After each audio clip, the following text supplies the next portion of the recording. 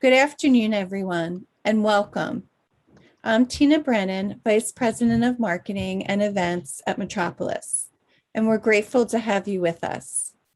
Today, we are very pleased to be hosted by HKS, who will be discussing how work has fundamentally changed and how we can offer environments that matter most for the people who use them. Hosting an event like this requires the support of great firms like HKS and our incredible sponsors. We'd like to thank Growy, designing and engineering innovative water products and bathroom solutions and kitchen fittings. International Well Building Institute. Share your commitment to advancing human health and well-being in buildings and communities with IWBI Well AP credential. Maddington Commercial, crafting flooring with purpose for more than 100 years. Material Bank, the largest material marketplace for sampling in the architecture and interior design industry.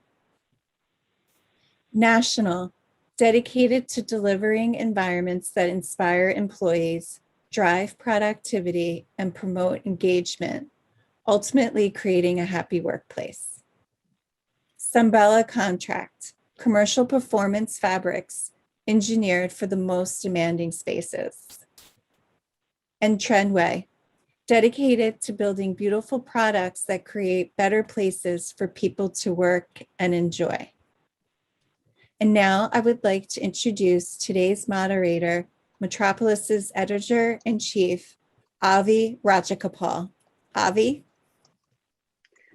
Thank you so much, Tina, and thanks everyone for joining us today. We've all been now for well over a year in the midst of, what we've been calling the great workforce experiment. I think some of the trends to do with distributed work or remote work are not new to us.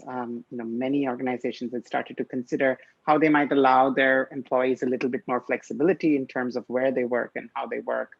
But having this kind of large scale, almost enforced, distributed work scenario has changed a few things about how we think about work and how we think about the workplace. Today, we're really going to focus on both, really talking about how we really are in the midst of a different kind of ecosystem of connected spaces when we think about the ways that we do our work best. And there's many reasons for that.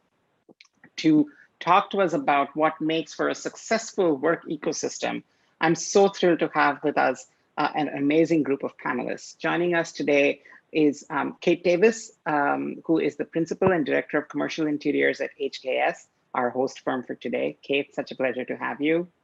Thank you. We also have Danny Nikitas, who's a principal at Avison Young. Danny, very nice to have you with us today. Heidi McClanahan, who is the Senior Director at CBRE. Heidi, such a pleasure. And Whitney Austin Gray, Senior Vice President at the International Well Building Institute. Whitney, such a pleasure to have you with us. I'd like to start off today's discussion with Kate. Kate, HKS's research has pointed to this kind of new work scenario, a work ecosystem. Can you tell us what you mean when you talk about a work ecosystem and how we can successfully make this transition in our thinking from office to ecosystem? I know you have a presentation to share with us, so Kate, take it away. Absolutely. Can you guys all see my screen? Great. I've got a couple slides, but I'll go through it quickly.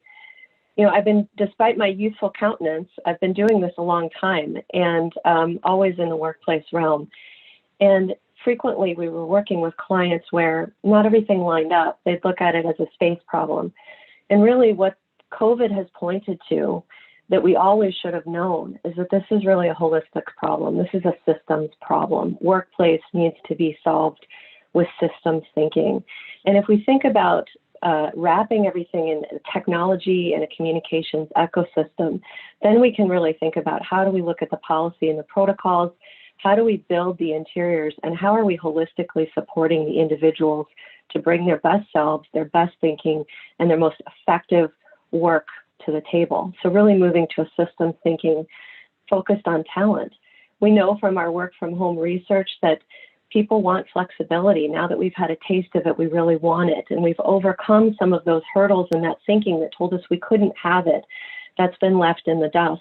We want to be connected when we are in the workplace. And even when we're not, we want to ensure that we've got that virtual footprint. We're thinking about the cloud print and the physical footprint at the same time. There's a lot of different things that can go into that. And I want to skip ahead here. This old ideas about, assigning desks and usable square feet per person or per seat.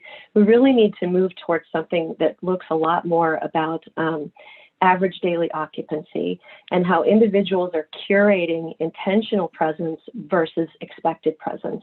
We're not just coming to the office to do our heads down work, but we're really coming to collaborate and, more importantly, to be inspired by each other. And that's a huge component of how we need to shift the metrics, how we need to shift the thinking, and how we need to enable the ecosystem. This is a slide that I had a mentor who always told me that things are first wrong and ugly, and then they're right and ugly, and then they're right and pretty. This is somewhere between wrong and ugly and right and ugly, but it gets our point across in this idea of workplaces. Before, we were building everything inside of a leased footprint. And now we've really seen with flex work, we've got this virtual footprint that we need to solve for, as well as this physical footprint. We think there's a huge opportunity here to re-examine everything, not just the metrics, but how we think about leases, how we engage with buildings, how we engage with communities, how we engage with cities. And that's really where this idea of the ecosystem comes in. How do we wrap that in technology and enable people? It's also a huge opportunity to move and deliver on our sustainability goals in a much more meaningful way. Healthy people, knowing you're coming to a place that is going to make you healthier or give you healthier choices, is a huge incentive to bring people into these ecosystems. So that's kind of it in a nutshell. Oh my God, Kate, you've opened up so many points of discussion for us that I'm sure we're going to be picking through today's discussion. And I hope, everybody who's listening in, please remember you can put your questions into Q&A at any point during today's event. We'll start taking your questions in just a few minutes here.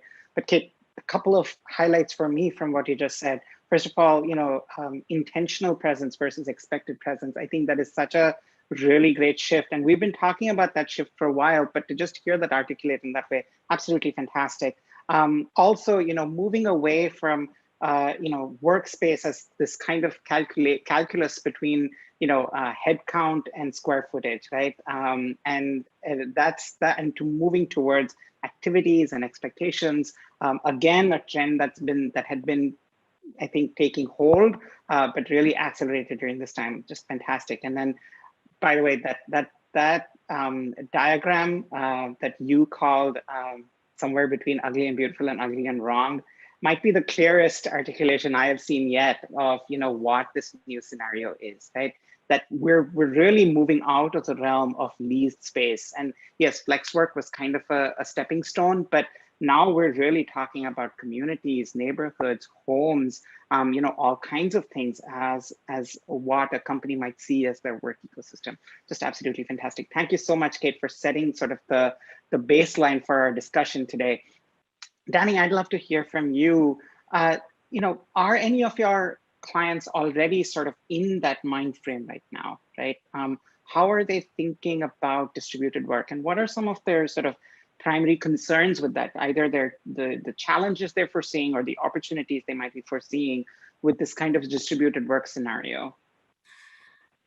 Thanks, Avi, and thanks for having me. And I didn't even think of this till Kate was talking. I've been in the I don't have the youthful countenance of Kate, and I've been on the commerce side of both tenants and owners, landlords, for more than 30 years. And the focus, again, that Kate mentioned, you, Avi, just emphasized that it was about square footage per person or a lease rate or some other financial measurement. And again, the piece I didn't think about it until Kate was talking was how I sometimes measure myself when I'm, and in all the cycles I've been through, financial issues. Frankly, the last year is, from a financial perspective, has been relatively healthy for owners. There are a lot of, the ownership of real estate has transformed over the past,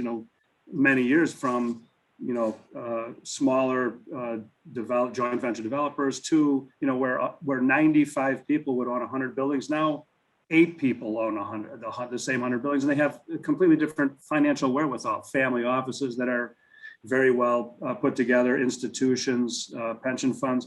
So financially, and tenants, frankly, most of this year collection, if you talk to landlords, they've collected most of their rent. There are shifts in industry types like flex, so there will be some shifts. But what, in the piece I was talking about that I look at myself personally when I've gone through financial things, is how I measure myself. And there are really 4 levels: financial, physical, emotional, and spiritual. And what Kate was talking about, the ecosystem and the forced, you mentioned, Avi, we were forced to go home. There's a difference between solitude and isolation. I choose to be alone because I like that sometimes, walking, whatever, reading, listening to music, being quiet. We didn't choose the last year. We were forced into the last year. So what's really been harmed in the industry of space, or where people work, distributed work, has been the physical, the emotional, and the spiritual health of everyone that's working, the workforce, and in the world. And it was created really by an unhealthy ecosystem, if you want to look at it that way. This was a health issue, not a financial crisis like 2008. This was a global. This was something that, unless you're 102 years old or 3 at this point, and you lived through the 1918 Spanish flu epidemic, we don't understand. That said, the technology, if you watch 60 Minutes Sunday, we're healthy. The economy's healthy, actually, coming out of this already, if you believe our Fed chair. And also, technology has allowed science to look at DNA from the 1918 Spanish pandemic and figure out sequences so that this may never happen again. That said, it has happened. So what Kate's talking about, what HCAS is talking about, relative to, and frankly, there isn't enough of a trend yet to know what amenities, what landlords, do they know what to do yet? Do tenants know what to do yet? Absolutely not. But there is an intentional, and you mentioned that, there is the intention of coming back to work. There have been enough work studies done too to show that not 100% of the people do not want to come back to work 100% of a normal work week that we knew, that our formerly normal work week. But 100% of people don't want to stay in a remote setting either. Collaboration and the stuff that HCAS and Kate talk about, putting in the we space as opposed to me space. And, the difference between the old design of, condensing per square foot per person into something more holistic. That's a really prevalent idea for both landlords and tenants, and it's getting both sides focused. And frankly, there's wherewithal, especially on the building side, to provide what tenants, again, just using landlords and tenants as a term, defined terms, what they're looking for going forward. So it's a pretty exciting. It's a little bit of a scary time. Obviously, the whole last year has been a scary time, but it's also an opportunity time for us to get healthy on all those levels. Financial, again, will take care of itself. What Kate and I again, Whitney and Heidi, and the whole idea is physical, emotional, and spiritual health is encompassed in there. Right. I think you've emphasized something so critical there, Danny, that, for a while, I think some of the mental models that maybe organizations applied to this pandemic very early on were their learnings from 2008 or 2001 in New York, for instance, or in large cities where there was such a security scare. And yet this is something very different that we're dealing with, and it really implicates the physicality of spaces in keeping people safe and healthy in a very different way, right? And that's really interesting that there isn't really a financial challenge, as you said, yet to the workplace or the idea of the workplace as it exists now. And yet, as Kate pointed out, emotionally, a lot of us in this year, through this sort of very compressed trauma that we've been through, are already kind of ready to consider something different, right? Something different from the way that we've been working all along. And we're seeing that everybody wants to go back to the office, but they don't want to go back to the office all the time. That was some of the directional stuff that HKS's study pulled up, and we've seen that borne out through many studies and many sort of employee, perception surveys and so on. So that's really interesting. And I think the question is, that's the $1 million question, right? Is how do we now plan our next steps? And Heidi, I'd love to bring you in on that. So, obviously, I'm sure clients have been thinking about what the next steps will be every few months, as we hit new milestones. The vaccine is here. What, are people going to be back in 3 months? Is, okay, now, vaccination rates are high. Maybe they're going to be back sooner. So I'm sure there's been this move and lurch kind of scenario with all of your clients. And I'd just love to hear, how are they thinking about planning and strategizing at this point? And what types of work arrangements are they investigating, even if they're not ready to sort of, put their money on a particular type of arrangement or really start, sketch out a plan? Sure. Yeah. Well, again, thanks for having me. I'll just dive in. Overall, we've been busy during this pandemic time. So there are people who've been building their offices who didn't pause, which was, it might be shocking, might be surprising. But we've been building things during, in a virtual world, doing construction. And I would say most of what they continue to build is really that activity-based working environment where they understood that they were going to be providing flexibility within the workplace. And these clients were convinced that no matter what happens, no matter how long it takes, people were going to come back into the workplace. Because this activity-based working environment allows for more mobility. It allows people to work in the way that they want to work and to do activities and tasks in different spaces. And I'm sure everyone on the call knows what I'm talking about. But that term came from a book in 1994 called The Demise of the Office, right? And so it's this design idea that, and to be honest, I can talk freely about it because our CBRE offices are built like this, where we've got choice of work. And so you can work in a open environment, a focus room, you can grab your laptop, go to the cafe, grab a cup of coffee, collaborate with your work, with your teammates. And I think making sure that everybody has this choice really feeds into the flexibility notion that Kate and Danny are talking about, that clients who are coming back into the workplace, we know that we need to be providing places of flexibility because people are going into the workplace to have, I think the word was intentional, and that's a great word, more intentional time in the office. Clients are saying that the office is not dead.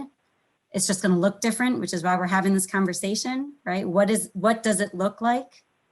And so if the office is a critical place to have meaningful connections, and back to Kate's comment about a holistic problem, how do you create meaningful connections? It's a critical place to collaborate, to have in-person meetings, to have all these chance encounters.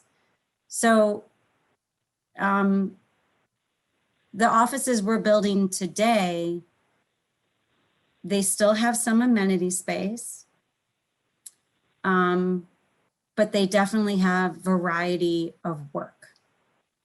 And I think that it's in order to foster their culture and to translate what flexibility means in the workplace. Right. That's interesting, right? I mean, that it's interesting that, there are clients who've continued building, but that they're building, the kinds of offices they're building are probably, in their estimation, right for whatever, post-pandemic world, because in a way, those were ideas that were kind of simmering pre-pandemic as well, and were, likely part of some of their plans already.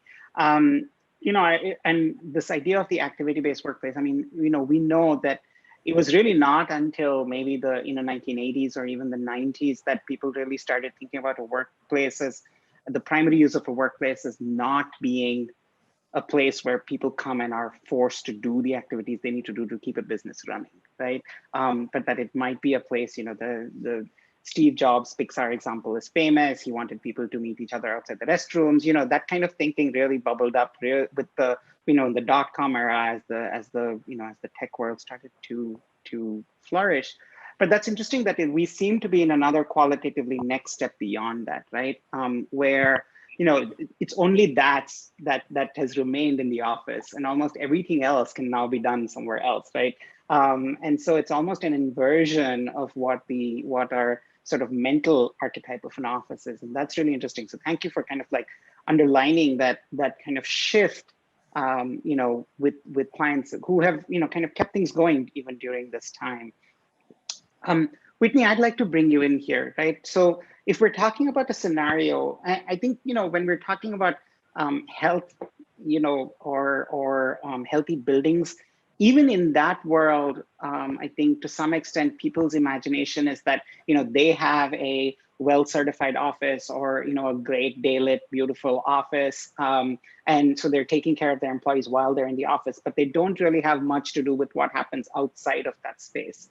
Right. And now obviously that's changing because some of there's actual like company work being done in people's bedrooms. Right. And so that's a different sort of relationship for a company with space as far as health is concerned. So I'm wondering if you can just reflect on, some of those broader sort of systemic indicators of health alongside the kind of, spatial indicators of health that you've been thinking about at IWBI for quite some time now.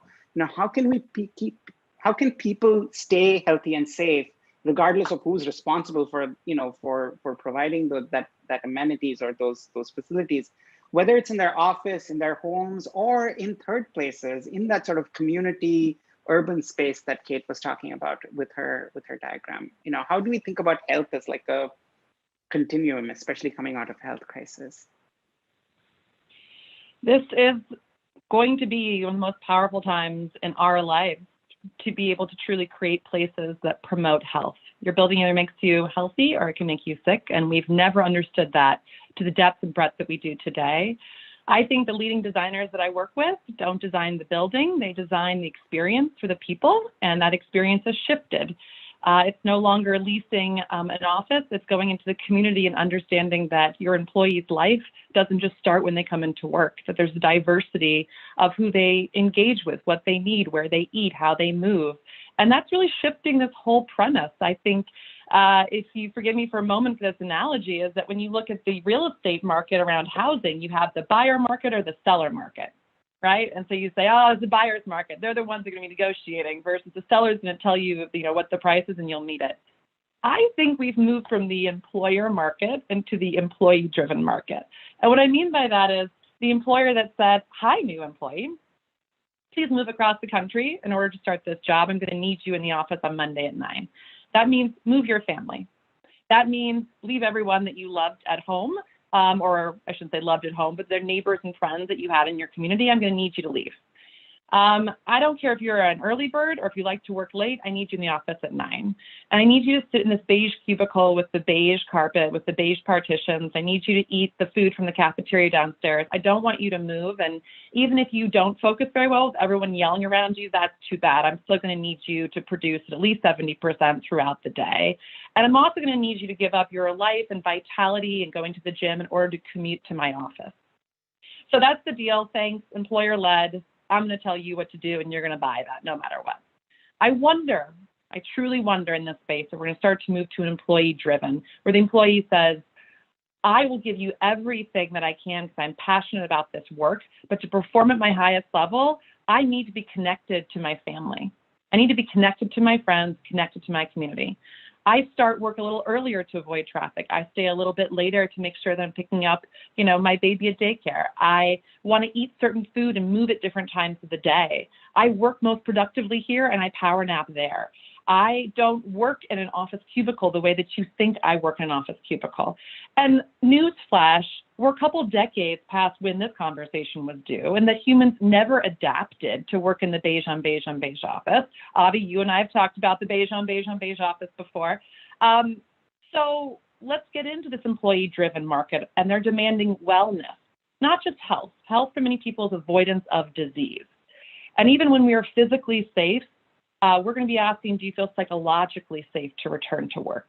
And so how do you meet me as an employee that says, I want wellness in my life. I want to thrive. I want to be engaged. I want to perform at my highest level. And I will really focus on this word connection. And when I say that, don't you just want to hug someone? I mean, we want to feel connected. And to Danny's point, we don't work nor thrive in isolation. We never have, evolutionarily speaking, right?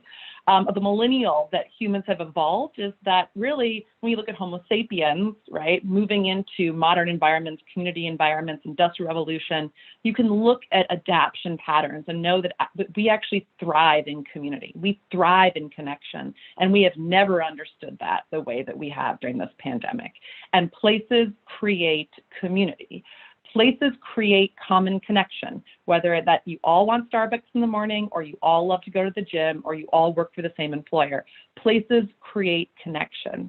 And so I think those really innovative designers are thinking about how places create connection. They're thinking about how the employee is going to start driving, the deal and saying, I want a space that supports my wellness, that I can connect with people in the best way that I want to work.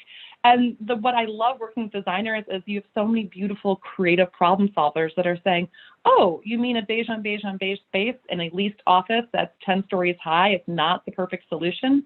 And, to really Kate's beautiful diagrams, and let's rethink those communities, those vertical communities. Let's rethink how people connect in that space. Let's rethink about these buildings not being introverted, all about themselves, but let's think about them being extroverted. Right? How does the community come in and out of the building? How are resources in the cafe not just for people in the building, but out of the building? How do they engage with other community members and be a benefit for their communities and not just an office tower? I love that concept of, connecting, community, rethinking, creativity, and really getting into the world of what is a human going to ask for when we ask for wellness, right? And are we going to start to drive that wellness is a critical part of how we live and not an optional part. We were rapidly moving into rates around burnout globally going into this pandemic, right? Over 500 million, that we were tracking, and we were linking those to workplaces. And then we had the pandemic, and you don't think we were the perfect space to have a conversation that, we need to change up the way that this formula works. We need to rethink places, rethink wellness, and really get into the idea that we can design for a thriving, community and a beautiful ecosystem where we're all connected, circling back to HCAS's really thoughtful work around, I think, connection. Right. Thanks for reminding us, Whitney, that, we can't talk about ecosystems without talking about relationships and connections. Really, that's what makes an ecosystem. And that's really important, right? And also for kind of emphasizing this idea of wellness. And I love, of course, your prediction around the employee-driven workplace. Let's all be frank here. We've all been saying that for a long time, but I think what's changed is that employees have been empowered by this pandemic in this very significant way that really gives them leverage, pardon my language, over their employers. And that has not been true for a very long time. Employers always had, unless it was a really healthy job market, employers always had the leverage of employment over employees. And now the tables have turned quite a bit. And so it's really, I think what you're saying is, this is an optimistic time. This is a time for us to really think big. And of course, when we're talking about wellness, we have to talk about, creating healthy buildings. I love, HKS's thinking around that as well. Kate showed us that beautiful, diagram of a this cross section of this building with like green spaces and cross ventilation and microclimates and all of that stuff. And, I mean, that's really what we need to be thinking about. And so thank you so much, Whitney, for those comments. Thanks everyone for whoever's putting questions and comments in the Q&A. We're going to start taking those in just a minute.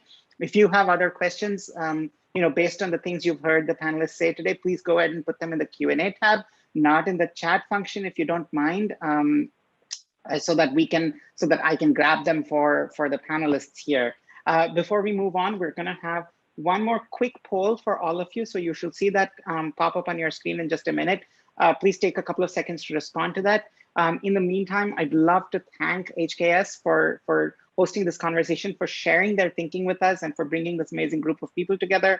I also want to thank our sponsors who make today's discussion possible: Growy, IWBI, Mannington Commercial, Material Bank, National, Simbrella, and Trendway. Thank you so much for your support. Let's start taking some of the audience questions here. Nathan Flower says, it isn't clear to me at this point why the business-built environment should be very different from the domestic-built environment. It seems like we've all discovered we want the same things at work as at home: 300 to 400 square feet of space that we can control, call our own, and feel safe in. Can you talk about what synergies you expect to see between domestic and workspaces? Are there things that offices should be learning from homes in the new normal? Kate, do you want to jump in on that? And then we'd love to hear from the other panelists as well. Absolutely. I'm smiling because some of our work from home research really highlighted a few of these things. I'll tell a funny anecdote first and then a more serious one. One of the things that we learned in our work from home research is that as a designer in this space, we're always worried about thermal comfort and lighting and acoustics, right? I mean, those, if you don't have those right, people can't function and work. It was funny though, in our work from home research, people in their homes were still complaining about lighting and acoustics and thermal comfort. So I think it's perception around these things isn't linear, is what we have to remember. And I'm hopeful that as you encourage people to have more autonomy and choice and mobility within an environment, to Whitney's point, not just sitting there eating beige food in a beige cubicle expected to produce, but really moving within the ecosystem, that you find those areas where you are most comfortable. Because, once I was talking about this with somebody the other day, and they said, once you have two people in any space, you will never achieve thermal comfort for either person. Someone will always be unhappy, right? The more people you put in, the more unhappy they are. That was kind of the funny part of it. But the other part is, we really found that people who did have more control, in the sense that, they live in single family homes, they control their internet provider service, they have some more room to kind of spread out and choose a place to work. Those people are doing better during this time, do have more control over their space. But by and large, people still want that access to the outdoors. To Whitney's point and to Danny's point earlier, I mean, the idea that I can get up and walk outside and take a breath of fresh air in my backyard and throw the tennis ball from my emotional support lab is huge. Or, go downstairs and have lunch with my kids instead of shoving a granola bar in at my desk. Those are the kind of things. So bringing in that outdoor access, we've really found it's not just important as we design workplaces, but we're really thinking how we're designing multifamily residential as well, because we have a huge housing crisis in this country. And one of the impacts back to housing is this idea of, where do you work in a one bedroom or a studio apartment? How can we design those better to accommodate this desire to be able to do some of that work from home and engage? So it's really, it's working both sides of the problem, and we're super excited about it. I wonder if anybody else has a reaction to that. But Kate, that was fantastic. I mean, I totally understand. Dan, you were going to come in. Well, Kate, thank you. We talked about this the other day.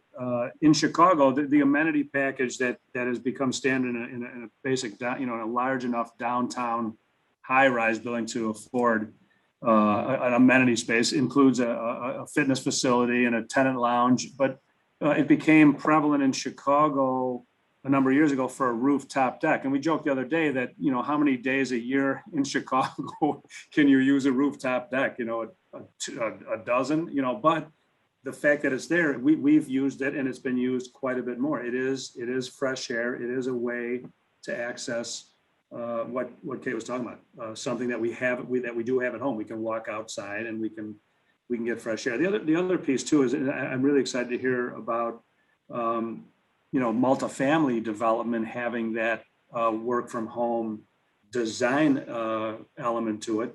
Because when I would talk to, and again, I've been doing this for a long time, and I'm in a single family home with some kids that have left the house, so there's plenty of room for me to operate at home. But I would talk to one of our emerging leaders, a 25-year-old broker who lives in a studio by himself, and tells me, I wake up and I sit up on my bed and I rotate so that my legs are over the end of my bed instead of the side of my bed, and I'm in my office. Well, that's a pretty confining and isolate, over time, 90 days of that is solitary confinement. And so the design and the idea that moving forward, we figure out a better way in any home environment to make it more conducive and adaptable to a work environment is going to be really important for health, for wellness.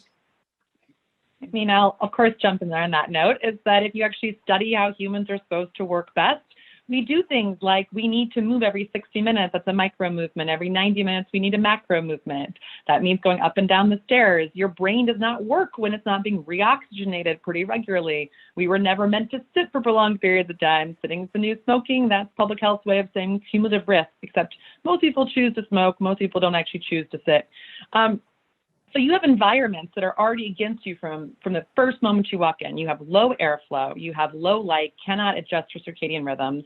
You're sitting for prolonged periods, you have stale, dry cardboard food, and then we expect you to walk into a meeting and nail it.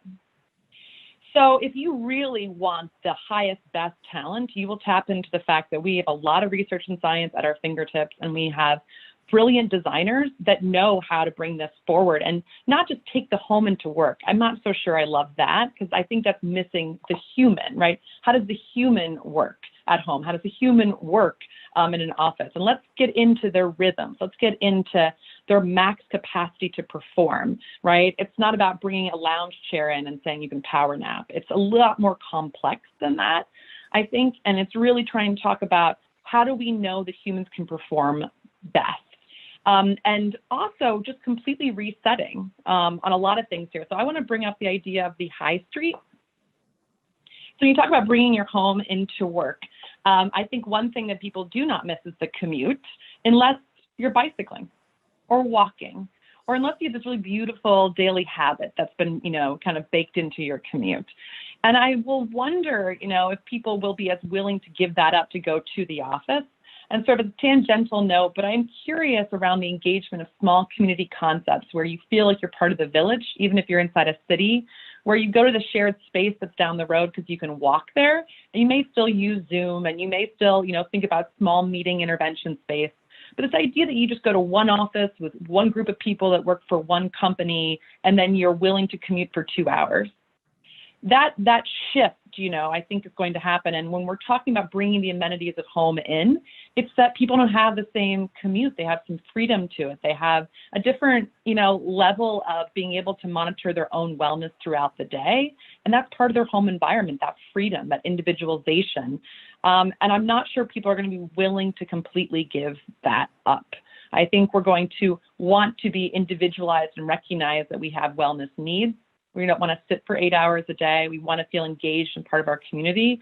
There'll be certain things like commutes that will, I think, come on the plate and say, I'm not willing to do that again. That's not going to say that that's going to drive down leasing of office space. It's just rethinking how office space will be dispersed, I think, to offer new opportunities for people to have much more of that engaged balance around their work-life balance.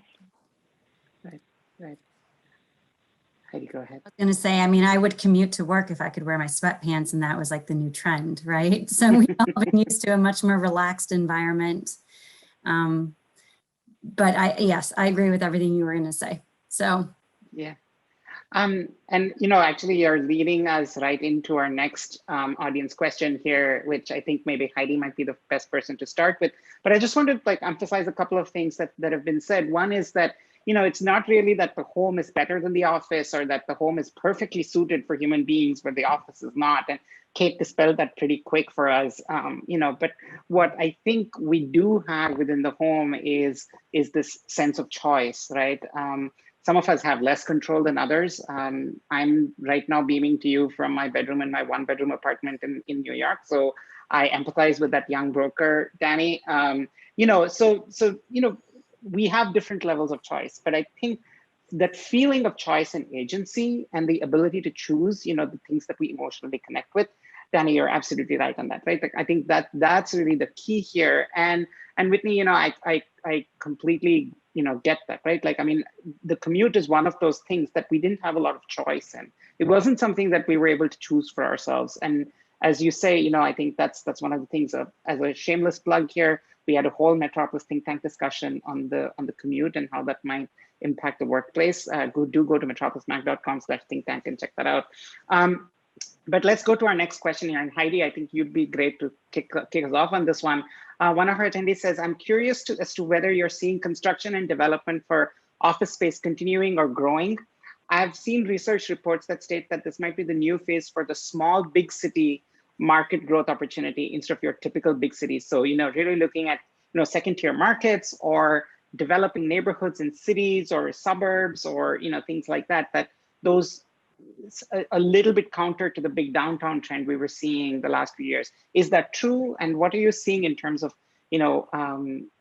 office space and construction continuing? Sure.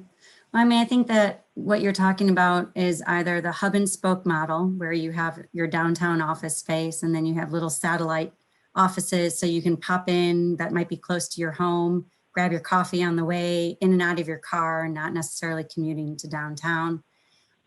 There's talk about it, but I haven't seen real action over that.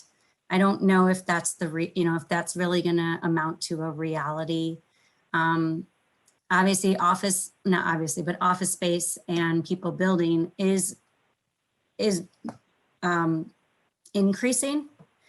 I think right now everyone's just trying to figure out how much square footage are they taking.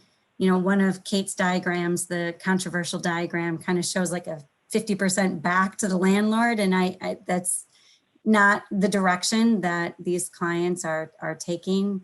A lot of conversation about butts and seats and how much square footage we really need to accommodate this flex work. And then, of course, there is talk about second tier markets because of the cost of construction.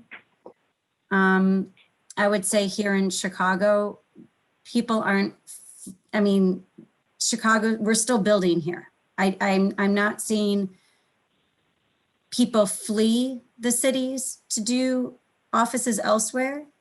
I just think that it's less expensive to build right now outside of the city. So maybe we're seeing it happen a little faster, but I just think it's a timing thing. It's not a trend.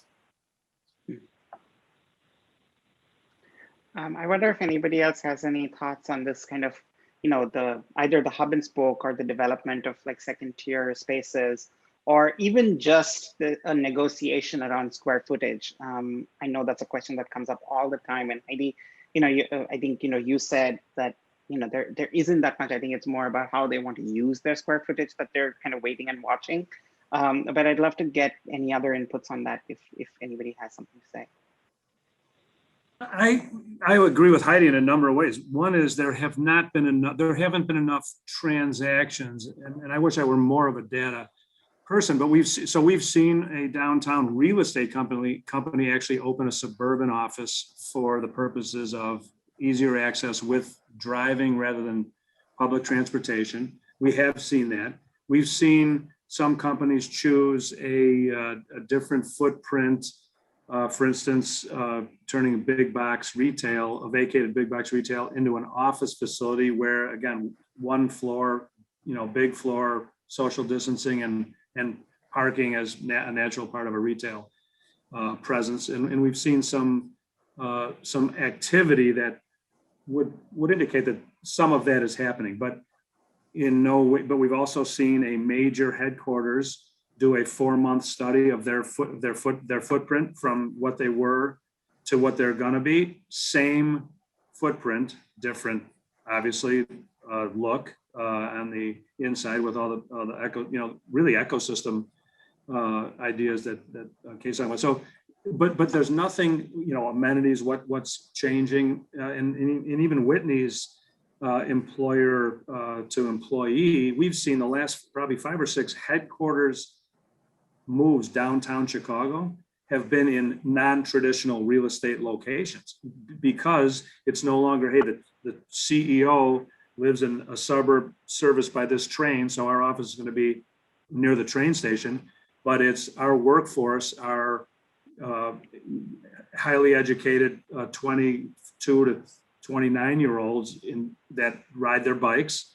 And so Google, for instance, McDonald's, all those headquarters, Hillshire Farms, a number of other ones, all of those have been in non-traditional real estate locations, but there's still a viability in every one of the office locations and ideas in the city. So again, there have been transactions, we can put it that way, over COVID that indicate kind of both sides of each argument, but nothing that really you could call a trend or wow, this is what's going to happen going forward definitively from what we've seen. Right.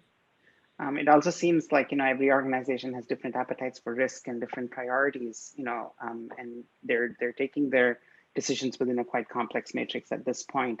And there's nothing that's emerged as sort of, common wisdom yet. I have a question here from Adriana.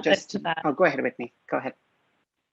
Sorry, a little late on that, but I was just going to say, from a historical context, it's really fascinating that the move to the suburbs was in some part around infectious disease, that cities were areas of contagion, they were areas of pollution. There were many issues that went into that sprawl component, but let history be a little bit of a reminder that infectious disease, we are very connected to it and people fear it, right? And so we were now dealing with most of us living in a life of chronic disease where we call it victim blaming public health, where if someone else had to deal with the chronic disease, it was their fault, not yours. You're fat, your fault. This horrible concept of victim blaming, right? It has nothing to do with me.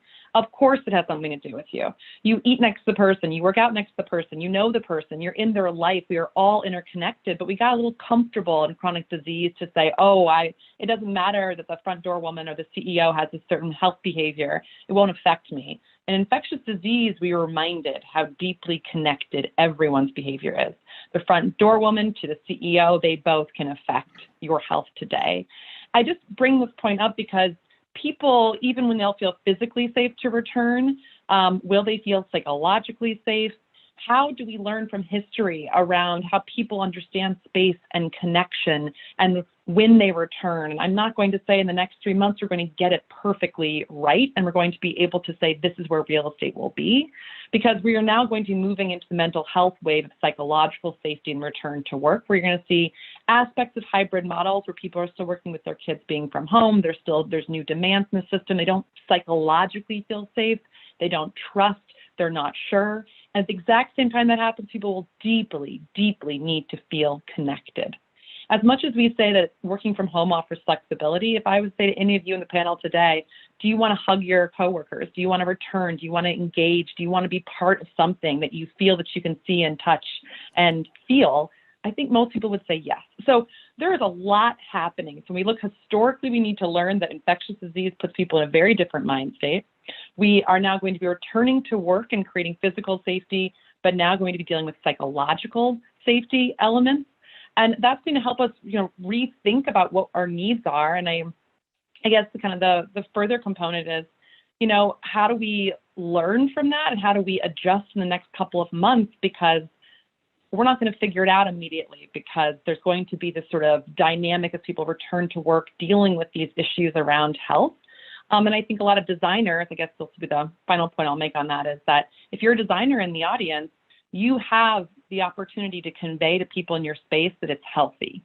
What does return look like? Why should they be connected? What's the air they're breathing? How are they moving? How do they balance their life? What's the changes in the physical space that they can trust? What are the changes in the policy and protocols that they can trust? And I think, I guess what I'm saying is a lot of concepts here, but that it's a really pivotal time in history. Designers can be the translators to help people feel safe, and we're going to see a rush of, dynamics as people return. It's not one size fits all. We're going to be learning about this journey together. And frankly, we'll be moving into a post-trauma state, I would say.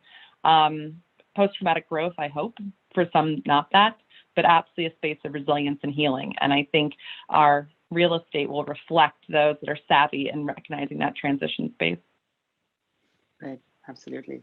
Whitney, you bring up history and you get my head firing because, of course, you know, the Spanish flu and the epidemic in the early 1910s had a big influence on HVAC and the adoption of air conditioning across the country. And that was a big factor in Frank Lloyd Wright's first, you know, iconic open plan office in Racine, Wisconsin, for the Johnson Wax Company, which is such an iconic office. And like, you know, so we definitely see this, as you say, this connection between infectious disease and how office space is shaped. And sometimes it moves in very subtle ways.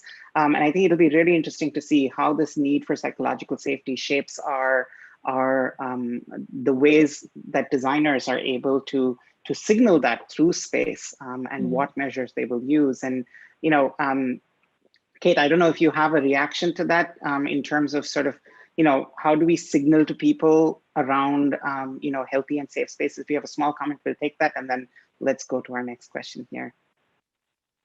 Yeah, I think there's a lot that we can do, and I think this isn't just pandering to the panelists, Whitney, but I do think that the WELL certification is really a step in the right direction, you know, towards being able to say, for instance, our shameless plug for our office, we designed our office in 2017 and we achieved WELL Gold certification. We're LEED Platinum. We're a small tenant in a large building, historic building that was repurposed and repositioned.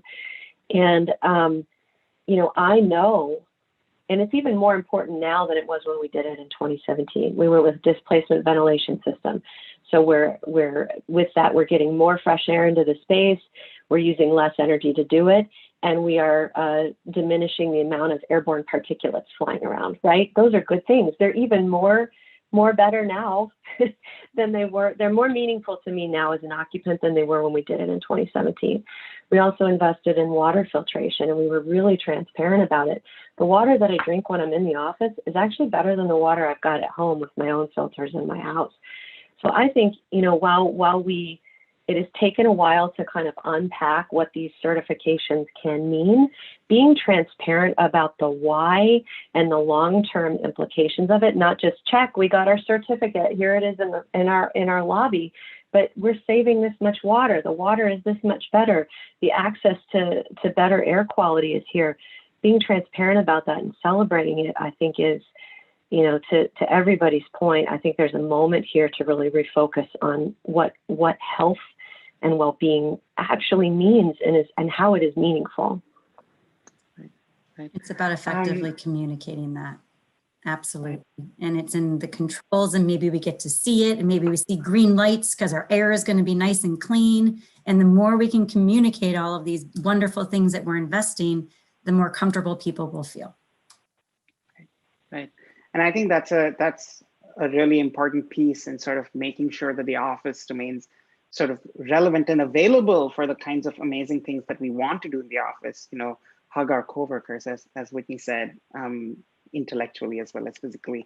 Andriana Justine says, could you define or break down what kind of community is worth building in this work ecosystem, following what Whitney shared about the importance of connection for performing at our best? So let's talk, you know, I wonder if, you know, Kate, you or Whitney want to take a first stab at that in terms of, you know, so, you know, what is this ideal sort of work ecosystem? You know, what are the kinds of things we want to ensure for the people who are part of it?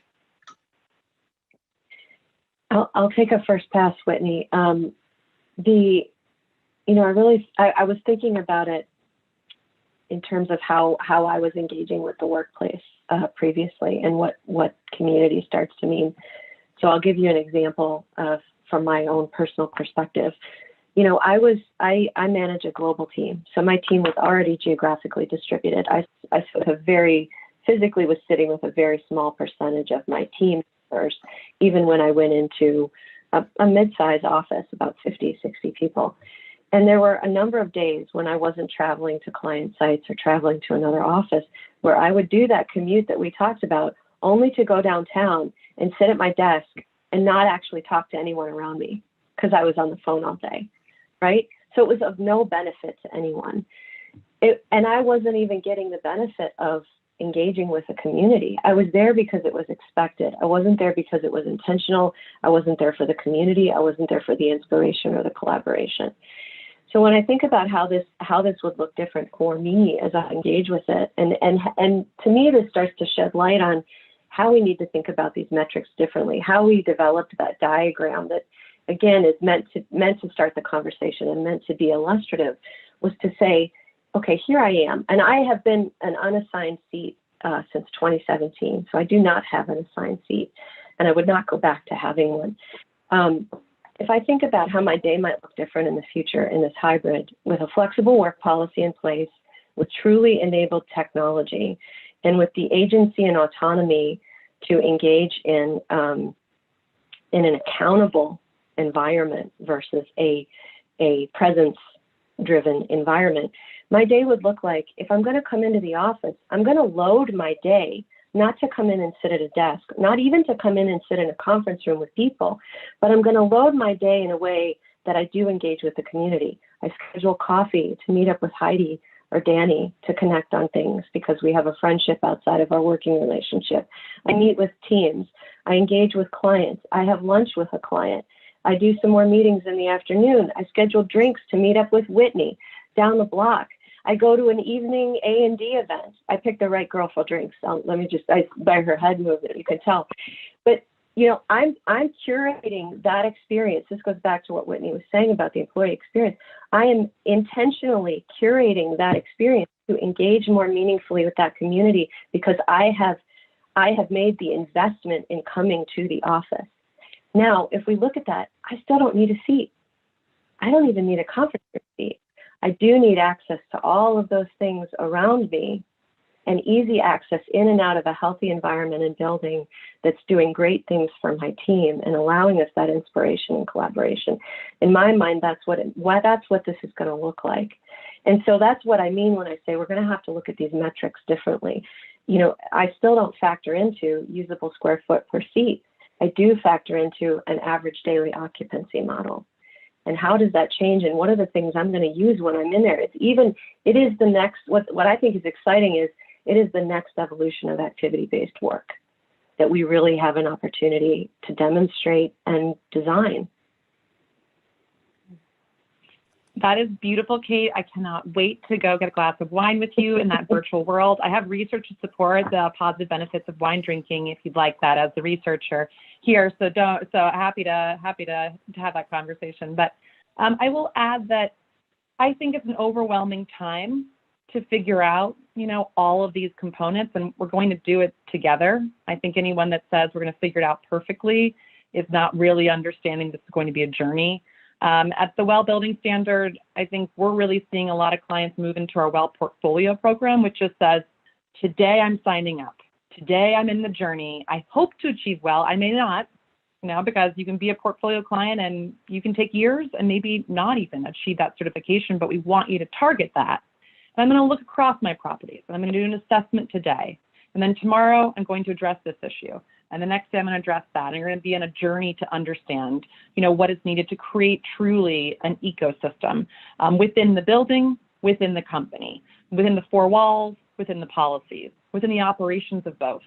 This is really complex. And I think when I see overwhelm, I see the real power of tools, pathways.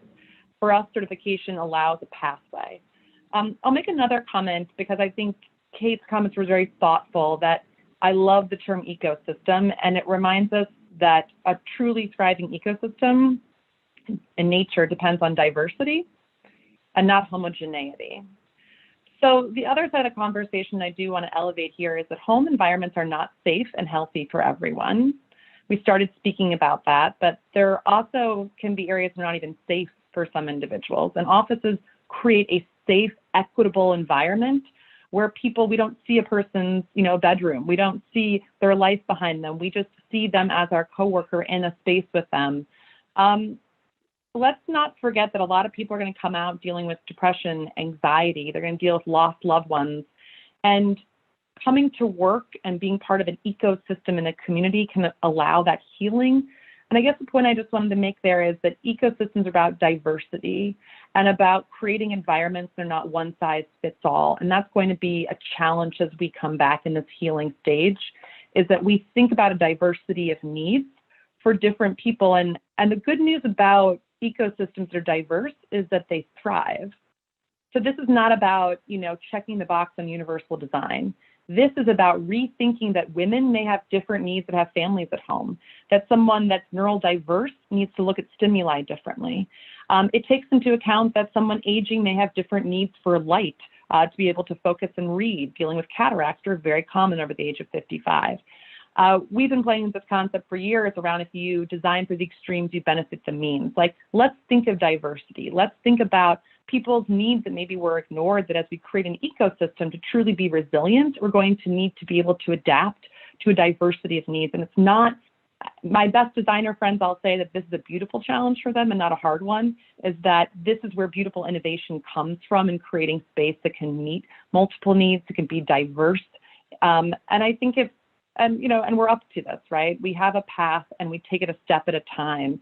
But I think those are some of the challenges that we're up to as we truly try to build an ecosystem for all as we return. I absolutely loved your comments too, Kate. And I think, of course, your illustration of your day was so beautiful. I do hope you get to do all of those things with Danny and Heidi and Whitney.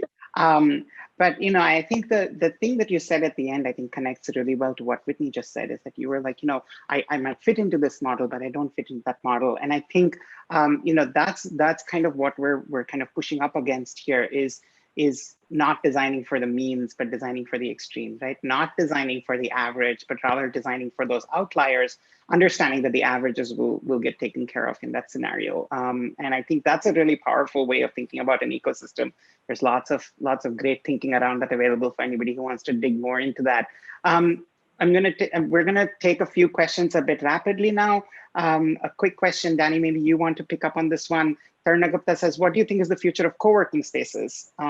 Would they trend up because smaller companies might want to invest in a full-time lease if there's greater flexibility in working from home versus full-time in an office space? So are we going to see no new work products out there, workplace products out there, like co-working space? That is a viable, that's a great concept that's been around for a long, long time. And they've had like businesses, not to single out a Regis, but Regis had acquired OmniOffice and HQ, and they grew a little too fast, and then they reorganized, maybe 15, 20 years ago. And WeWork maybe tried to be too many things. They were in the flexible office solutions, but then they got into management, they got into project management, they got into some things that probably weren't core businesses.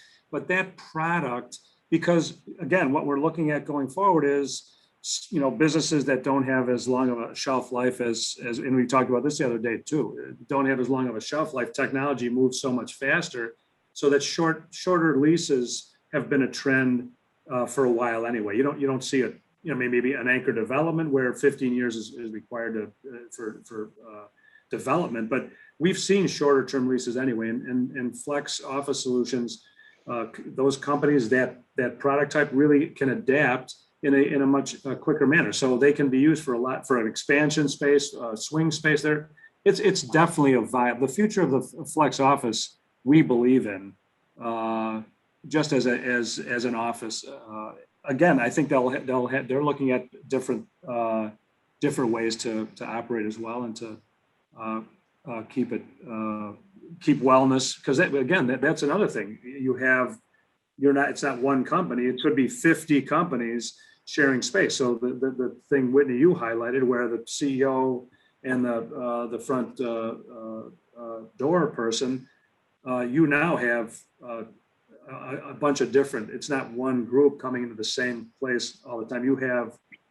So that's going to have to, and maybe Kate or someone else going to reflect on how that ecosystem is maybe adapted for wellness. Right. Well, I was going to say, with co-working, there was always mixed feelings about it, especially pre-COVID.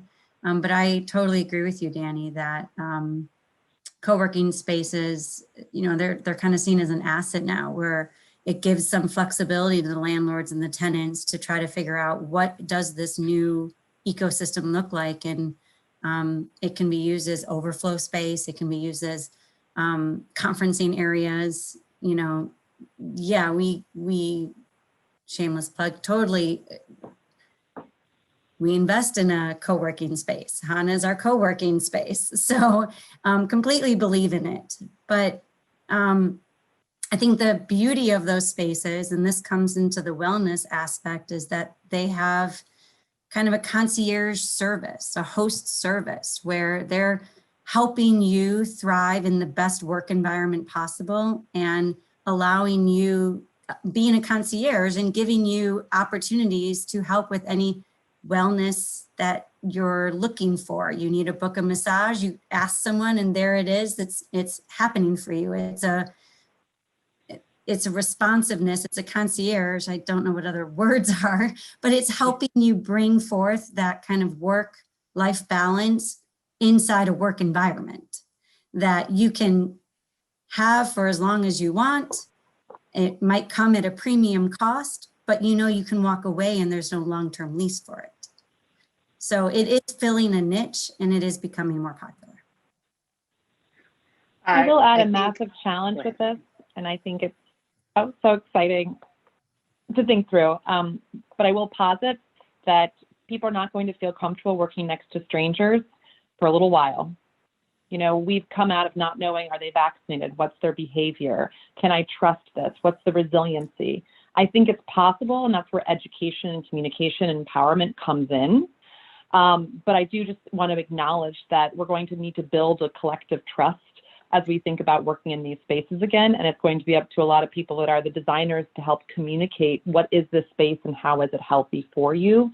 And I think it's absolutely possible. Right.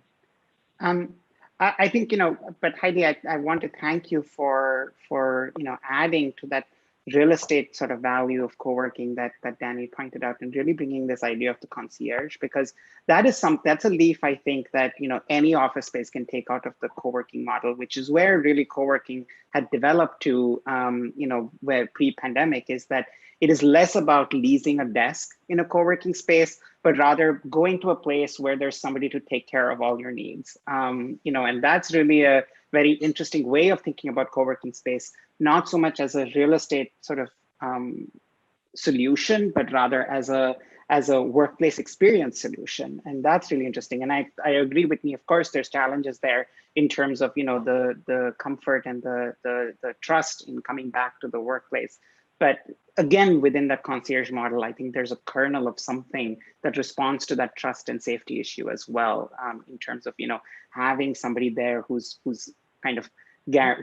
there to take care of people's wellness in a space.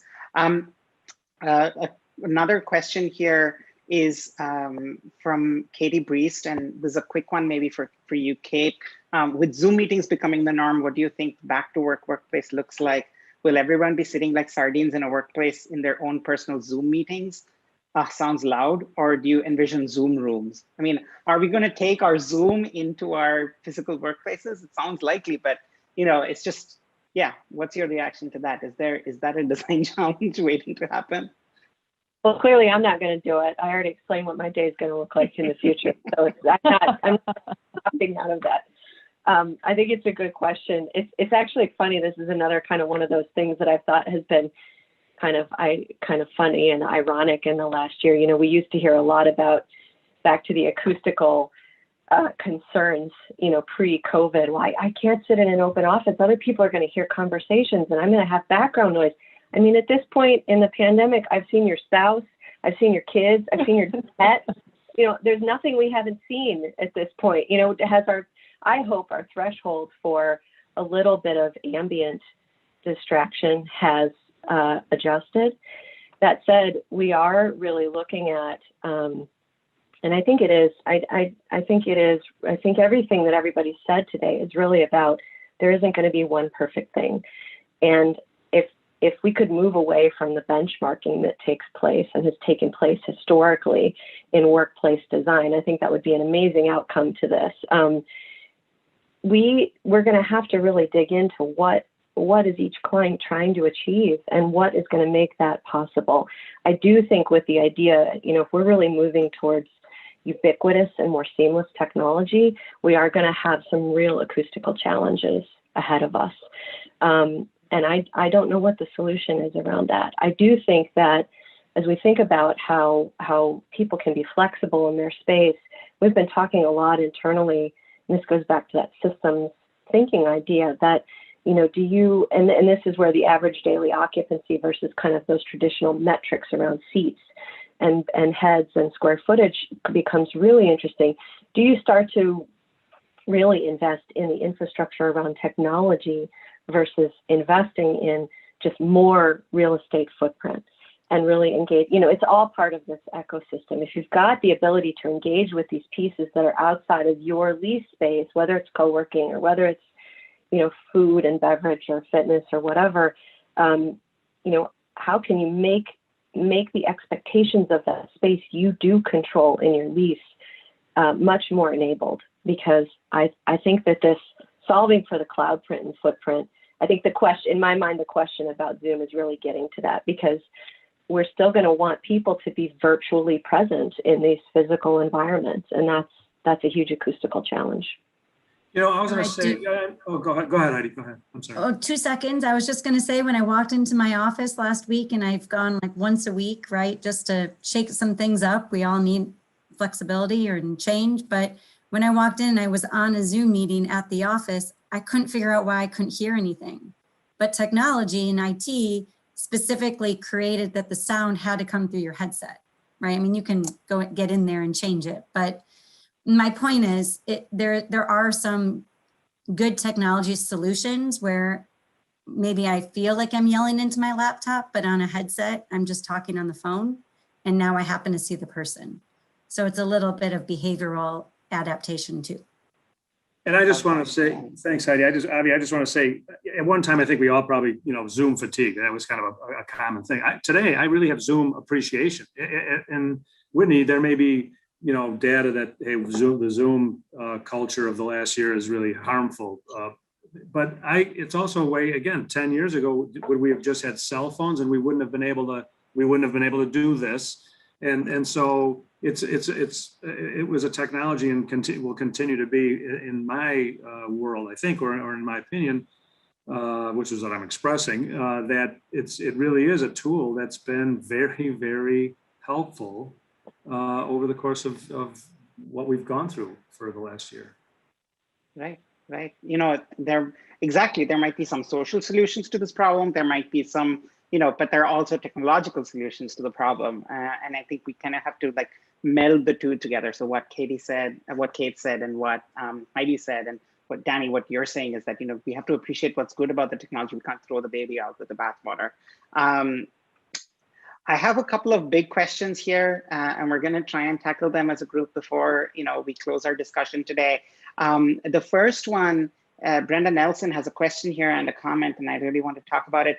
She says, regarding employee-driven, what would be the balance between every single person demanding their emotional needs and wellness be met within an office without a better comprehensive understanding of the fact that it's still a shared space and that we work as a team? I see this quickly becoming out of balance with some people being run over in the process. So there's anxiety that, if everyone's out for their best experience, are we going to lose out some of the compromise we make in order to create common work together? And she had another great example, which I do want to bring up. Kate, we all thought your description of your day was beautiful. Brenda said she appreciates hearing the other side of the office story, but she doesn't like the idea of not having a personal space in the office. This had been floated at a previous employer, and the message she received was, you can be replaced anytime you aren't important enough to be given a home here. And so I think that's really interesting, is that how do we deal with, we're saying employee driven, but not every employee has the same needs. Obviously, that's what we've been talking about this whole time. How do we still help people cohere as teams and kind of look out for each other, even as they're looking out for their individual needs? I know it's a big question, but I'd love to bite off as much as we can off of that. I guess I can start. So thank you for that. It's a great question. Thank you. So I would say that place creates community, and community is compromise. You either ask people what their needs are and pay attention to it and assume compromise, or you never ask them the needs and just demand that they compromise.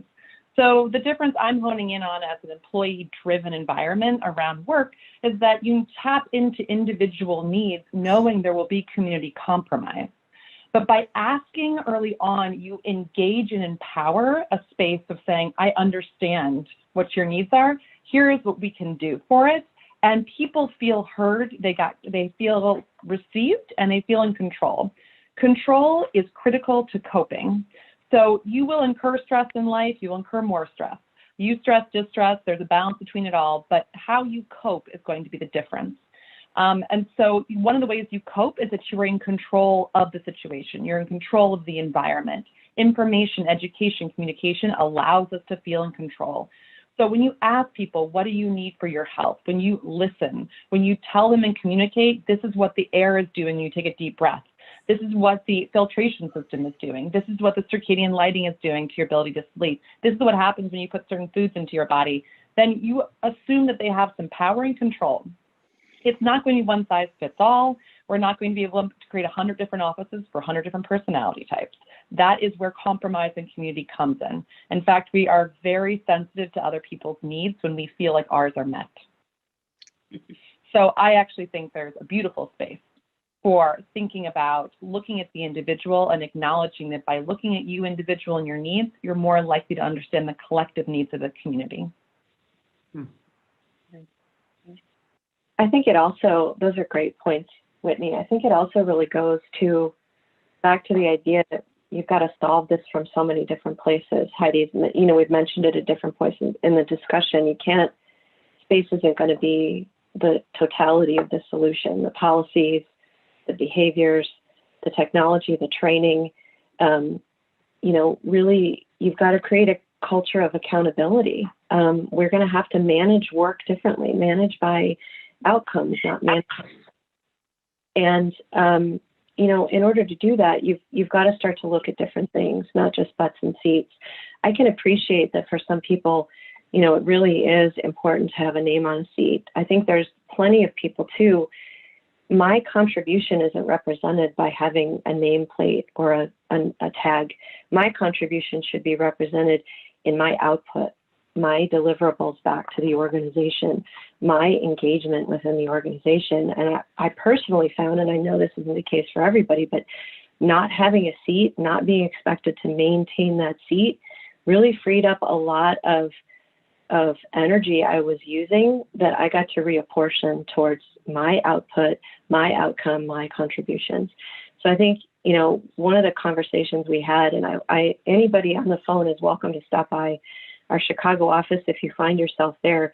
This is an experiment, like I said, we embarked on in 2017. And prior to moving into our space and really trying to push people to work differently, we had a lot of conversations about professional trust, what that meant, what exhibited behaviors would reinforce it, and really underscoring the autonomy and the agency to engage in an ongoing dialogue about professional trust. Because if I can't see you, I have to trust that you're going to do your work. I have to trust that you're still providing output and value and engagement with the organization. If you don't have professional trust and you don't have a culture of accountability, I don't know what's going to work. You could build all the offices in the world and it still wouldn't work. So I have to give Kate and HKS a huge round of applause. They pursued well in their HKS Chicago location. And not only that, but they're a living laboratory. So they have continued to collect data actively. And, we sit here and talk about flexibility, adaptability. I would talk about evolution. The more data you get, the more experience you get, the better you're able to design and create spaces. And I think, Kate's just sharing a little part of the story, and we're really supporting the full publication of the research on the Living Laboratory project there, which is a big commitment to knowing that some of the data you get back is very positive, but others you're going to need to be able to adapt. And being prepared to adapt and evolve space based on needs creates resiliency. And that's a key term right now. So, huge round of applause to your work there, Kate, and the HKS. And Rand, I think you're somewhere on the line, so I'll give you a shout out too. Whitney stole what I was going to say. I was going to talk about the Living Lives Project. It's just incredible. So if anybody on this call has an opportunity to visit HKS's Chicago space, I strongly urge you to do it and look out for, the outputs from their Living Lab project. It's just absolutely fantastic. One last question here for all of you. I'd love to get all your thoughts in before we close out today. A big thank you to all of you, of course, for all your input so far. We have a couple of questions here that are about leadership, right? I think when people hear employee-driven workplace, I think there's a bit of a question about, well, what is the role of the employer in this situation? We had Richard Shields who's asking, if there isn't a conductor to make the ensemble work, how are we going to make music, right? And then, further down, we had a question about sort of, how do leaders bring on board people who might still be reticent about change, who might still be dealing with sort of an inability to kind of change or adapt to a new reality, and how with large organizations issuing sort of top down, okay, everybody needs to come in starting this date or not, or all of that stuff. So let's just talk a little bit about leadership. Heidi and Danny, from your point of view with the organizations that you're working with, what role are you seeing leaders take in those organizations? And because those are the people you work with day in and day out. And Kate and Whitney, let's talk about just how does leadership shape the work ecosystem? And I think that'll be our last question for today. Well, since Richard Shields works for Avis and Young in Chicago with me, I'll jump in. He's a very thoughtful person, and we have very thoughtful leadership. We're a private company, and we've grown exponentially. We've been in the United States, grew out of Canada, and we're now, to say global might be a stretch, but the culture has one of the things we've done is I think systems struggled to keep up because we grew so fast, so accounting and some other things, but culturally and from a leadership perspective, this last year has been very, very personal and very kind of intentional is a word I think, Avi, you maybe Kate had introduced, and we do really exceptionally well, I believe this year looked at, our headquarters in Chicago. Listen, the last year didn't just have COVID. The last year had politics, it had urban unrest in Chicago. There was some pretty dramatic effect here in the city of Chicago, and so we really focused on wellness and who our people were, and mental health. Zoom, mostly on Zoom again to talk about this technology, but our leadership throughout this, and I was the leader of the Chicago office during most of that time. And I was very sensitive to what my family was going through. And that's another thing about a smaller private company that has maybe has less, we were able to really focus on people and understand what people were going through, and smaller groups getting together very often. So I don't know if there's anything there that reflects on leadership generally, but what I've felt this year is relative peace, and again, evaluating financially the company was okay. That we set aside and really looked at those things we talked about that Kate focused, the ecosystem focuses on the physical, the emotional, and the spiritual well-being of Avis and Young people. And I'm really proud of how I feel today, a year into it. And how, especially because I'm back in the office, this is my third day this week in the office. So we are back to seeing each other, and it's still, figuratively hugging each other. But there is a real sense of serenity. Might be the wrong word, but this feels like a good place today, and leadership had a lot to do with that. I think asking the questions. Right? Polling and asking questions, hearing what people need. I think it's so important to get feedback, not just once, but twice, 3 times, as often as you can, because it's a forever changing environment, and leaders need to respond.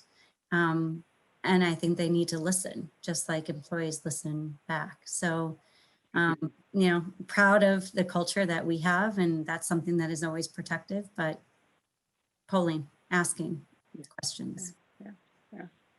Yes, I would add that I see leadership really being allowed to be publicly vulnerable and real people.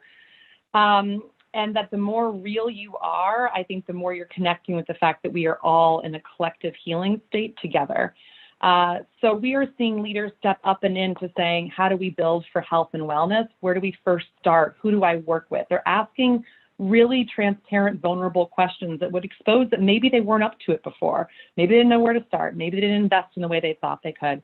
But I think there is a time for real honesty, and then there is very rapidly going to be a time for engagement, and you're already behind.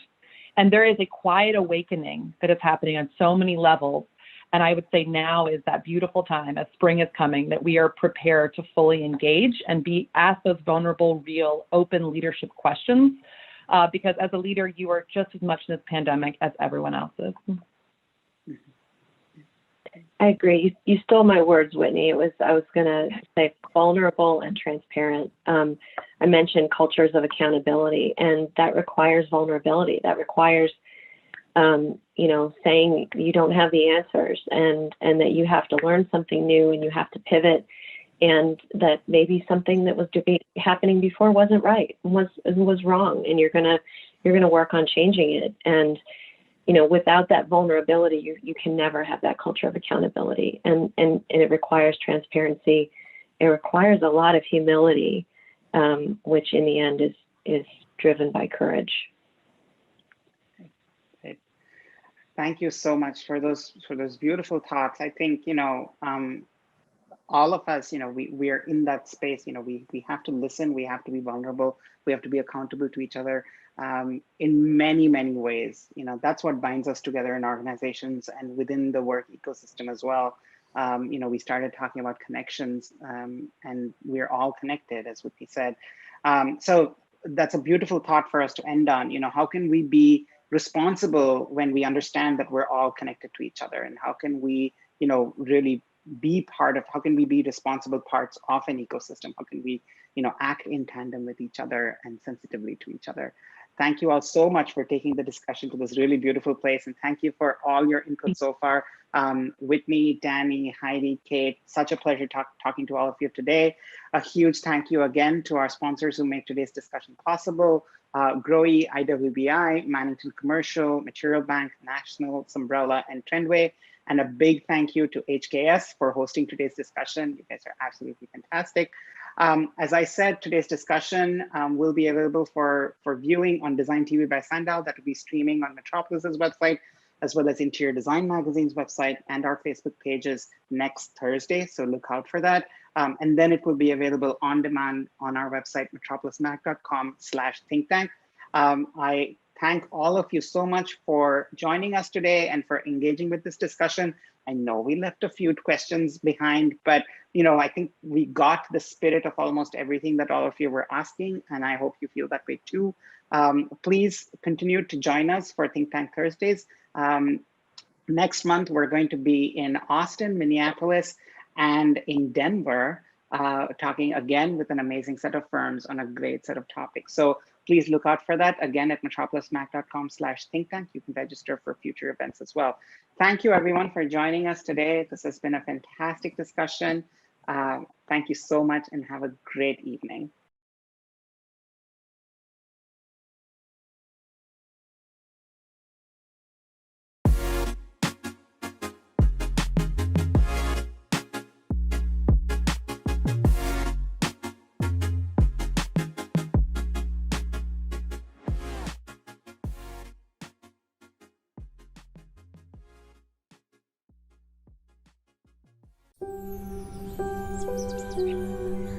Our mission is champion care to children and families for happy, healthy lives.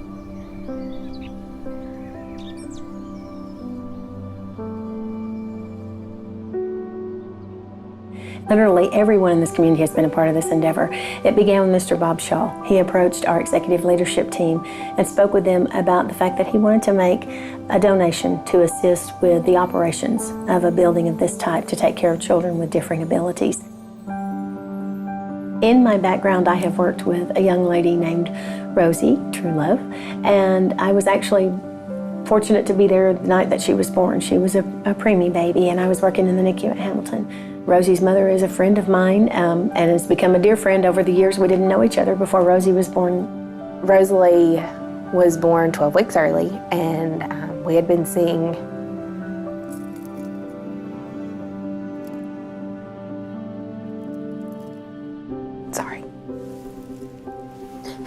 We had been seeing doctors and therapists since she was 6 months old. Her main diagnosis is cerebral palsy, which affects her ability to walk. And so she has been receiving physical therapy and occupational therapy since she was a little bitty baby.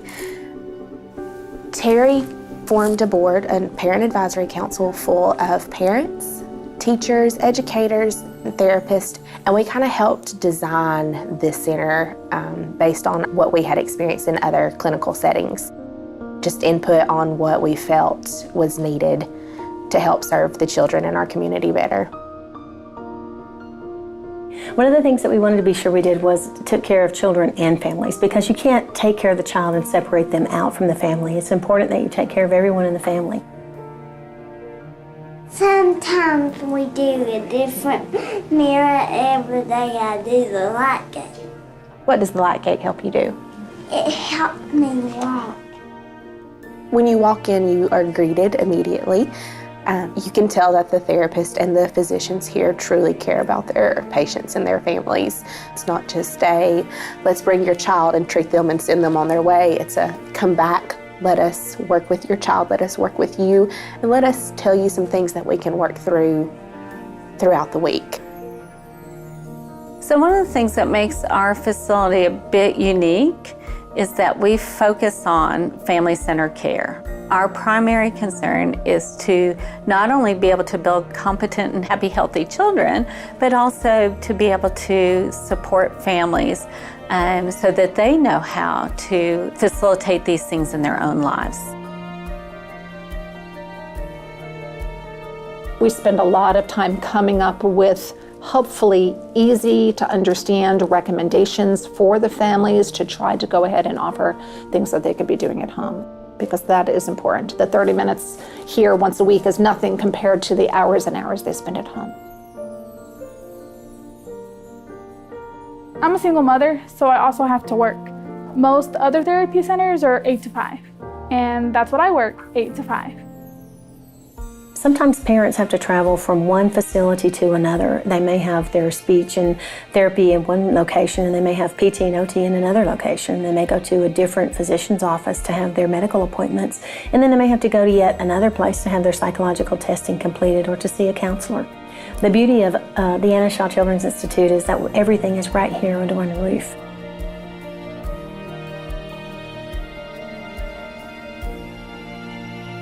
The facility here is very accommodating to what schedule I need to have. And I feel like it's great because I can come in at 5:30, 6, and then I don't have to miss work, and I can still be a part of East West Therapy. The big thing is it's only a 10-minute drive versus a 30-minute to a 2.5-hour drive. Previously, we were driving 2 hours and 30 minutes one way for Rosalie to receive services. And then when you actually get here and you see the inside of the facility, it's breathtaking. We want them to have that experience where they feel like this is their place, this is their treehouse. We've had children come into our center and say, I'm coming in to play with the treehouse doctor. And that's exactly what we wanted. I believe Isa's not nervous here. She just feels like she's at her second house. So most places that do what we do are very much attached to a hospital. Kids are afraid of hospitals. A lot of these children who have complex illnesses, they have been in and out of the hospital so many times. Those poor little NICU babies, congenital heart babies. I mean, they're afraid. They've been poked and prodded, so they're afraid to go to the doctors. The fact that they don't know that there's a doctor here is really, it's very helpful. We don't wear white coats. We have toys that are spread out, and we're spending a lot of time talking, interacting, assessing their development. So at the end, we bring out the stethoscope and the ear scope, and we're doing it back and forth and letting the child help us. by that time, they're calm. So we get a much better view, I think, than a pediatrician or any other people because we don't have them in that state of fear. When I first found out she had Down syndrome, I didn't know what it was going to be like. So there was a lot of fear. I just want her to be happy and be a functioning member of society, which I know she can be. We make a bunch of crafts here. Me and Miss Nancy do. I'm an artist. I think that's what I'm gonna be when I grow up, Mama. All right, that sounds great. I'll make a bunch of pretty pictures for you, Sissy and Daddy. When we had our open house, over 800 people were here from the community because this is something to be proud of. We have lots of hopes and dreams for this place. The biggest one is that we just want to continue to help children and families realize that, life is a journey and we can help them on that journey.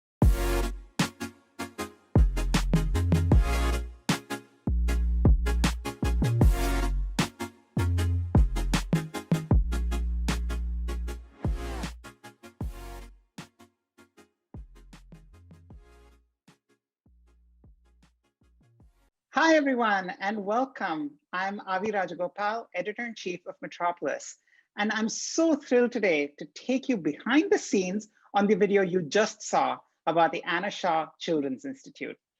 With me today is Michael Smith, Chief Creative Officer at DesignBox, and of course, our very special guest, who you know from the video, Terri Woodruff, Executive Director of the Anna Shaw Children's Institute.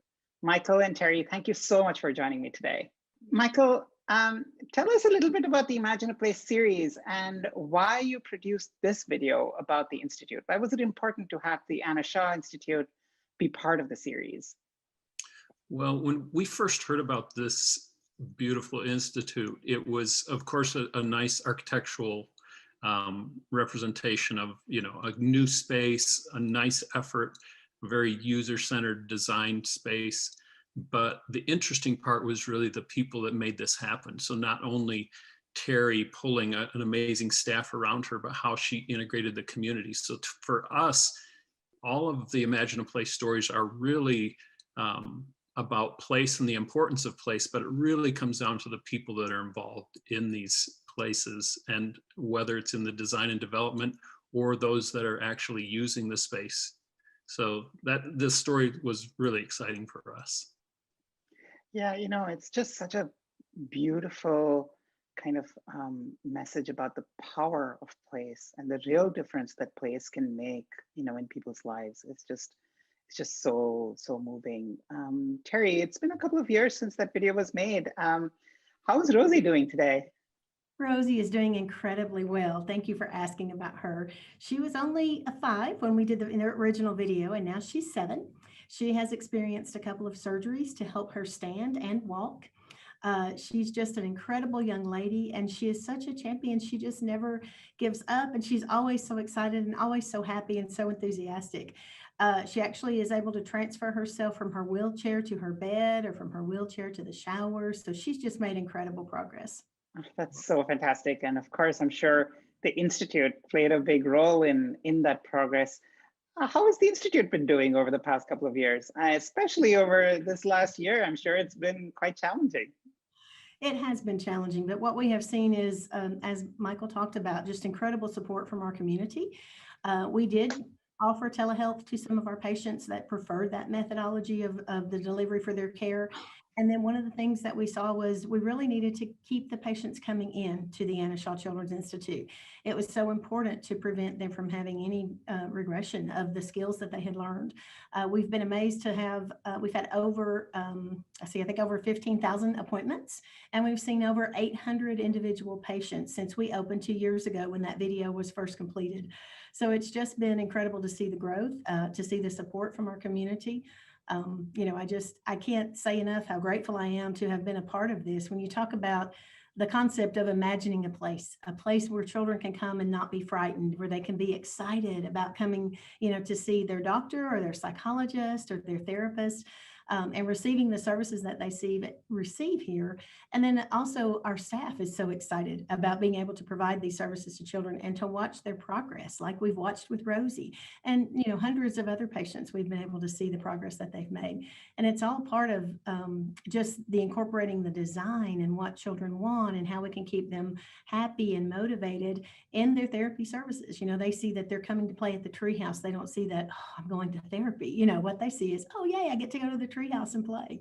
And that's what we wanted to be, a center like that. I mean, and that just shines through in the video, right, Michael? I mean, Michael, how was it for you when you produced this video, when you shot this video, you know, encountering the Institute? Take us back a little bit. Tell us about your impressions of what you saw then.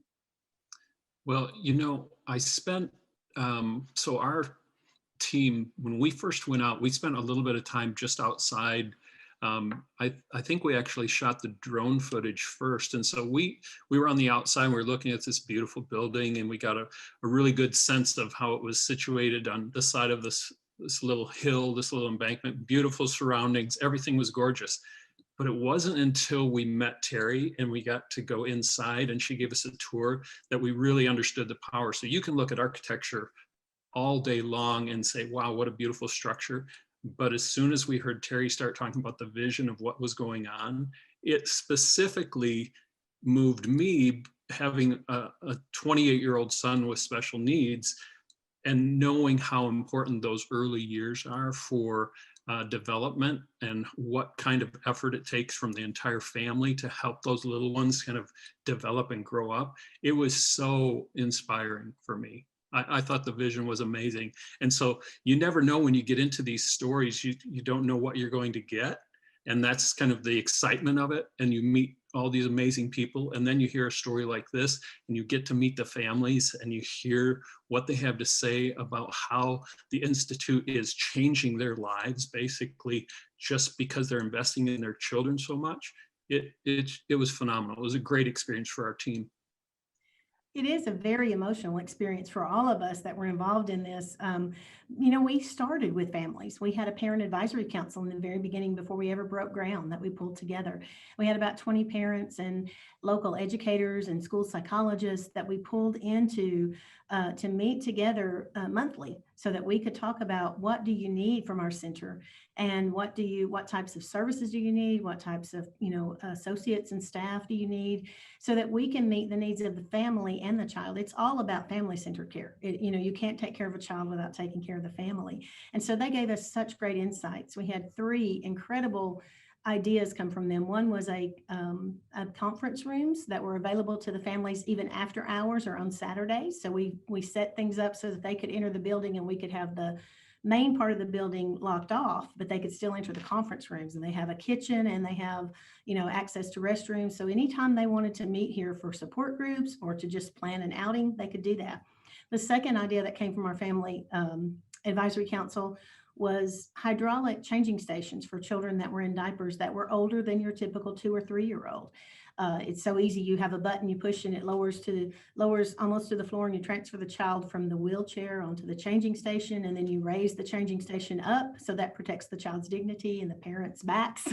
And then the third idea was to have a pool, a hydraulic pool, so that the children could have swim therapy and have aquatic therapy, and they can receive physical therapy, speech therapy, or occupational therapy in that pool. So those 3 ideas, in addition to some other elements of design, came from our parent advisory council. So it does start with the families and asking them what they need and what's been successful, other places that they visited, and what hasn't been available that they needed us to provide here in our community. Michael, you were going to say something.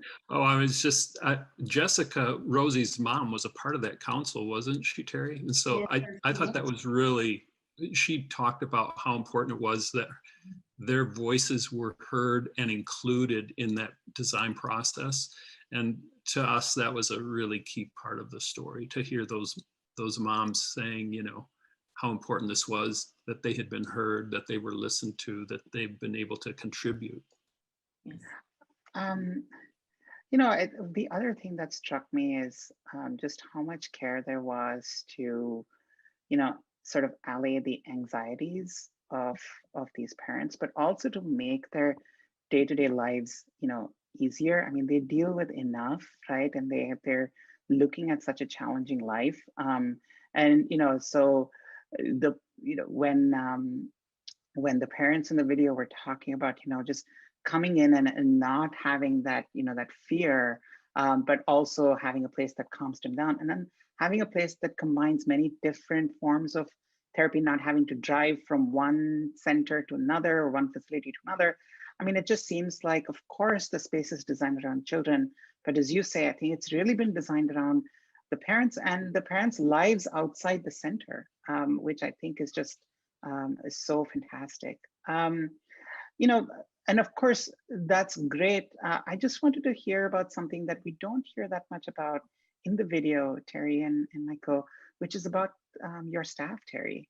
You know, how does the space support them? You know, obviously, we meet your wonderful staff, and they seem they're just phenomenal. You know, so how does the space support them? I couldn't agree more with you that they're phenomenal. It's been wonderful that we've been able to pull together the team that we have from all over the United States. We've had people that have moved to this area from level 4 children's facilities, so it's been marvelous.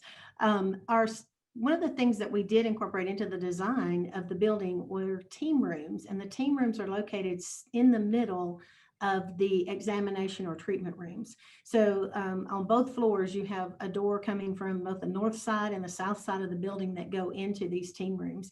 So these team rooms are the space where the staff will come back to do their documentation, but it's also a wonderful way that they can just kind of have ad hoc team meetings to talk about, you know, well, this is what I'm doing with this child and it's working really well.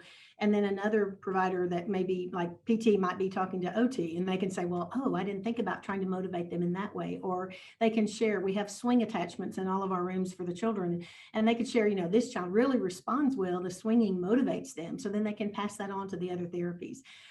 It's been wonderful to have everyone under one roof. That's one of the things that the providers, the physicians and the psychologists and the therapists, they've all talked about. It's great that you can just run upstairs and get a physical therapy consult. You know, I've seen this child and I'm not sure what's going on, but this is what we're seeing in the way that they walk. Same thing, the physical therapist can run downstairs and talk to the doctor and say, this is what I'm seeing. I think this child needs to come and see you, so they can have a full developmental workup. And so all of those things are working in tandem so that we can provide the very best care, again, for these children and families. And then the families, you know, have everyone here under one roof too. So once the children are comfortable with the environment and comfortable with the building, they're happy to come into their appointments. Our architect did a brilliant thing. He rotated the building about 15 degrees so that we could have an entrance downstairs and upstairs from the parking lots. And that's especially important for children that are frightened of elevators. So by making that small adaptation, you know, if they can drive downstairs and park right outside of the building and come in to see the doctor or the psychologist. If the child then later has a therapy appointment, they can drive around upstairs and just walk right into the building on the second floor. So that child doesn't have to experience that frightening event of being on an elevator, which could ruin an appointment for a child and a family. I mean, you know, then the parent has a child who's upset and they can't participate in their appointment, and the family's having a rough day because their child is having a rough day. So it's just all about, you know, trying to make the families and the children as comfortable as they can be so they can get that optimal participation in therapy and the optimal outcomes that they need. I was so impressed with the efficiency, Terri, that you just talked about when we saw your staff really integrating and the ability to reach those kids and be influencing their development so regular on such a regular schedule that the efficiency of everyone in that building allows that to be just multiplied. In other words, you don't lose time with, you know, checking in or making a recommendation. Like, everyone is there, and that was really impressive. Your staff was amazing. Well, thank you. I feel very blessed and fortunate that I get to work with such a great group, and they do all take it very seriously, and they try to do exactly what you said, you know, make it as efficient as we can for the families, because parents have to take off from work to bring their children, you know, for an appointment. And that's one of the reasons. I think it was, I think one of the moms in our story mentioned in the video that you just saw, they talked about, it was so nice that we had late afternoon appointments, like 4:30, 5 o'clock, 5:30, so that she could come after work and she didn't have to miss work. And, you know, those appointments are valuable to parents and to children. It's hard for children to miss school. So, you know, we try to have appointments after 3 o'clock, several, so that we can accommodate family schedules, and they don't have to, you know, be disciplined for missing work, or the child doesn't have to be in trouble for, you know, missing school. We try to make it as accommodating as we possibly can. Our ultimate goal is success for the children and the families. So we, you know, want to help them be successful in all areas of their lives. Right. Terri, just a last question for you. You know, there's a lot of interest right now among architects and interior designers, and, you know, all the people who shape the way our spaces look and work and feel, in being more inclusive, right? To make sure that spaces work for people of all abilities, all ages, for neurodiverse people, for people from different backgrounds. And I think, you know, that's something that you've really pulled off in being able to address the needs of parents, of children, of staff, all of whom are in, you know, we have to admit, very challenging situations. So, you know, do you have any advice for our readers, for our viewers, I mean, on, you know, how we can, you know, bring some of that spirit into our design projects? How do we stay open and inclusive? How do we listen and learn? Well, I think the most important thing that we did was we reached out to families and parents and people in our school system, so they could help us learn the lessons that they had experienced, both good and bad. You know, what worked well, what didn't work well, what was your child frightened of? One of the things that we did, because we do have a lot of patients that have autism, we knew that was going to be our most particular design group that we needed to focus on, or that we needed to try to be sure we included. And so we don't have a lot of bright colors. But we do have color. It's just muted colors. We have the whole spectrum of colors. We just don't have, you know, bright red and bright orange. And even to the point of some of the decor that has white on it or white trim, it's not really white. It's really a dove gray, you know, so that it's not so bright and so powerful. And all of that information came from our parent support group. I mean, some of that I knew because I'm a pediatric nurse practitioner and have worked with children with autism and with other developmental disabilities, but it was also information that came exclusively from our parents that helped us to be sure that we had the absolute best design.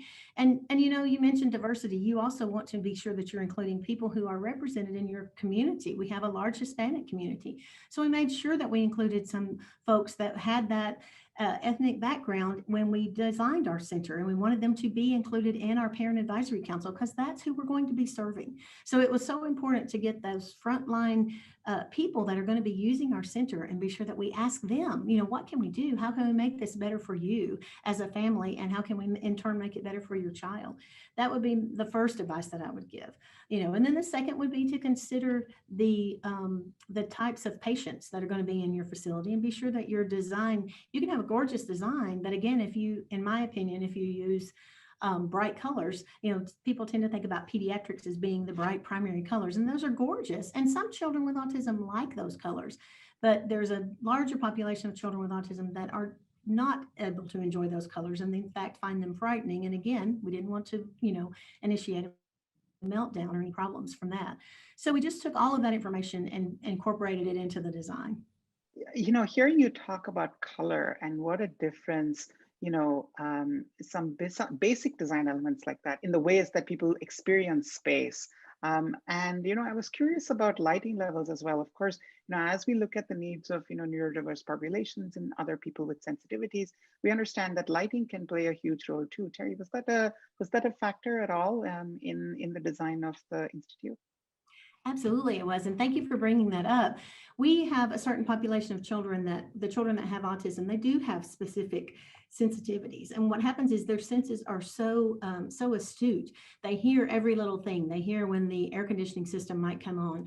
In the school systems where they have the fluorescent lights, sometimes they're bothered by that hum or buzz from a fluorescent light. So throughout our center, we have LED light design, and that's better because it's a better light. So for our providers, they get a better focus of the children's color and some other physical elements they may need to be assessing on the child, but also the child is less disturbed by the fluorescent lighting. It's that LED light, so it's a soft, warm light instead of that artificial blue white light. It's also better for children that have ADHD. It doesn't promote their, them having the activity and the prolonged awakening and difficulty going to sleep. And then we went a little bit further with that in our lighting. All of our lighting is in shapes. So again, we're working with experiential learning with the children and the family. So outside of our elevator banks, we have circles of lights, and the parents can have the child who normally wants to look down at the floor, maybe a child that has autism and they don't look up to make eye contact. They can promote the child looking up to the ceiling and say, look at these circles. Which one is larger? Which one is smaller? How many circles do you see? And then in our meeting rooms, we have lights that are shaped like rectangles. So again, it's just all about, trying to incorporate some learning as well as some fun as the children go through our center while we're accommodating their special needs that they may have in regards to sensory issues.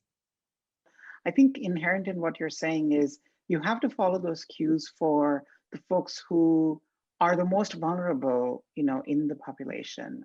And so, yes, while there may be children who enjoy bright colors, why not mute the colors down a little, for the sake of those who can't? And, I think really, many times that's kind of a, hard choice that designers have to make in designing spaces is, well, it affects this group, but not that group. And I think, that's also something one can learn from the community is, who do they value and sort of what, who are you trying to serve and to really uplift and nurture with the space, and that's just key. That's just so vital, and it's really suffused through the video we just saw a few minutes ago about the Anna Shaw Institute. So any last comments, Michael and Terri, on the experience of creating the video, on life since that video, and what you're looking forward to? I can just speak for our team. It was a pleasure to meet Terri, meet the families, and meet her staff. But it was also one of those moments where we set the bar so high. That story was so rich and so fun to do, and felt like, wow, we're doing something that's important. People need to hear this. This is a great model of really sensitive, user-centered design. Everybody needs to know about this. But then you go to other stories and they're beautiful and they're fun, but you keep going back to what a rich story this was. So it's really helped us focus how we dig a little bit deeper to find out what's going on in the stories we tell. Mm-hmm. Mm-hmm. It was just so exciting to be a part of, putting this together and have everyone's input to help it be the very best possible place it could be for children. This is a once in a lifetime, chance to be able to do something like that. And what an opportunity. It's been great since we opened. We've continued to have success stories, and that's what thrills my heart is, the success stories, and to be able to meet the group that works with Imagine a Place and to find out about all the places that they featured. And we were honored to be featured as one of the places in Imagine a Place. And it's been a wonderful experience again to be part of the families and the children's lives. Well, thank you. Thank you so much, Terri. And thank you, Michael, for joining me today. It's been such a privilege to be able to explore this with you and to kind of, talk about the life after that beautiful video we saw and to understand a little bit more about the Anna Shaw Children's Institute. I really appreciate the opportunity. For everyone who's watching, please go ahead, follow the Imagine a Place series.